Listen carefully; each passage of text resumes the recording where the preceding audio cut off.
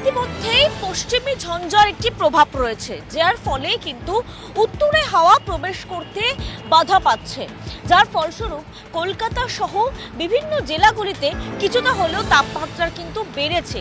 রাতের তাপমাত্রা খুব নিচে নামছে না, তবে ছবিটা পাল্টে যেতে পারে 19শে ডিসেম্বরের পর।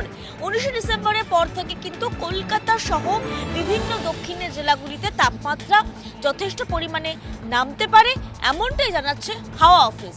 জানিয়ে রাখি, ইতিমধ্যে কিন্তু উত্তরবঙ্গের যে জেলাগুলো রয়েছে তার মধ্যে দার্জিলিং, কালিম্পং, আলিপুরদুয়ার ইত্যাদি জায়গায় কিন্তু যথেষ্ট ঠান্ডা পড়েছে।